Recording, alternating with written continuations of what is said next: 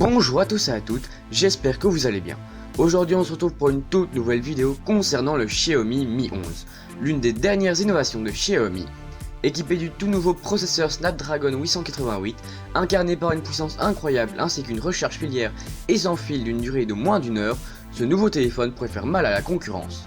Dans un premier temps, je vous parlerai de ses performances, ensuite de son design et de ses caractéristiques, après je vous parlerai des points positifs et des points négatifs, et je finirai par le prix.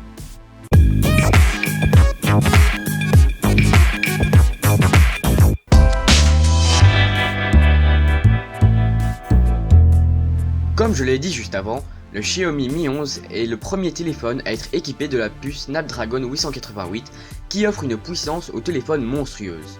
Il peut faire toute tâche demandée telles que jouer à des jeux, surfer sur Insta, Google et même jouer à Fortnite avec le graphisme le plus poussé sans ramer, sans bug. C'est grâce à cette nouvelle puce que la fluidité est incroyable sur ce téléphone. C'est un grand point fort qui est non négligeable.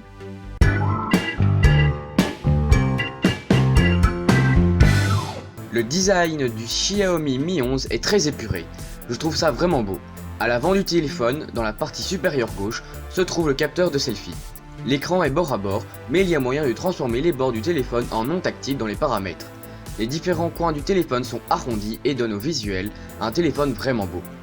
A l'arrière, on retrouve les différents capteurs pour les photos et vidéos, mais je reviendrai sur ça dans les caractéristiques. Le dos est en verre mat et esthétiquement parlant, ce n'est pas si bien que ça car les traces de doigts se voient. Mais rien ne vous empêche d'acheter une coque, c'est lisse mais c'est pas pour autant que ça glisse des mains donc ça c'est aussi bien. Pour ce qui est des caractéristiques, commençons par l'écran. L'écran est plat, il mesure 6,81 pouces. C'est un écran AMOLED donc avec de nombreux contrastes. Ce qui est bien, c'est qu'il y a de nombreuses fonctionnalités dans les paramètres. Vous pouvez vraiment personnaliser votre écran d'accueil. Le taux de rafraîchissement, donc le nombre d'images qui apparaît par seconde à l'écran, est vraiment bien car il est de 120 Hz, mais cela bouffe beaucoup d'autonomie.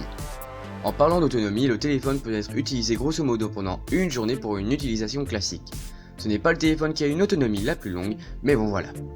Si vous voulez avoir une autonomie un peu plus grande, genre une demi-journée en plus, il y a moyen de passer en 60 Hz au lieu de 120.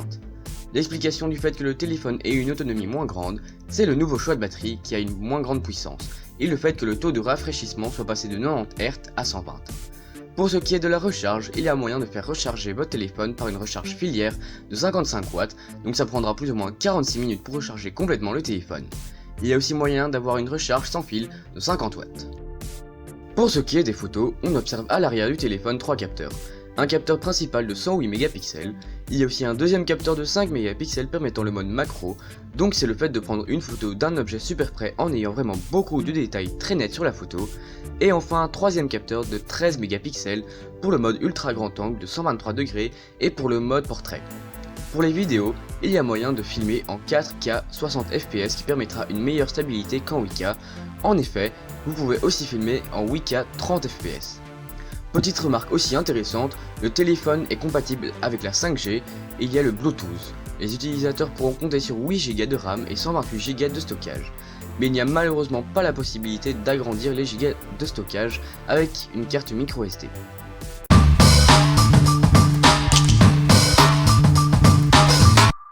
J'aime vraiment bien la grande puissance de ce téléphone car cela fait en sorte qu'il y a beaucoup de fluidité. Je trouve aussi que la vitesse de recharge est un grand point positif car si tu n'as pas beaucoup de temps, ton téléphone peut vite se recharger, donc ça c'est vraiment bien. Ce qui est bien aussi, ce sont les deux micros placés au-dessus et en dessous du téléphone qui offrent une qualité de son tout juste incroyable.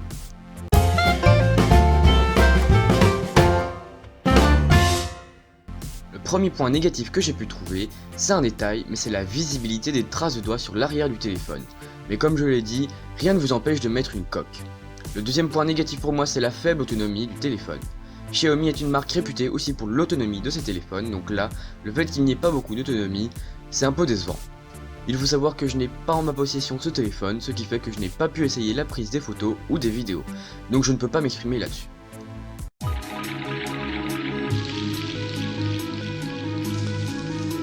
Alors il y a deux prix. Pour 128 Go de stockage, ça coûtera 749 €. Et pour 256 Go de stockage, ça coûtera 799 €.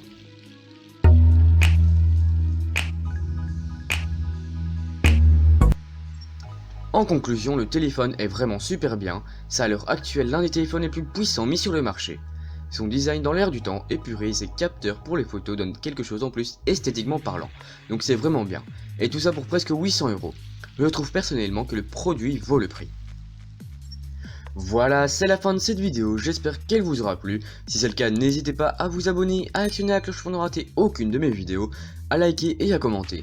Nous on se retrouve mercredi prochain, 13 h pour une toute nouvelle vidéo. Donc soyez au rendez-vous. D'ici là, portez-vous bien.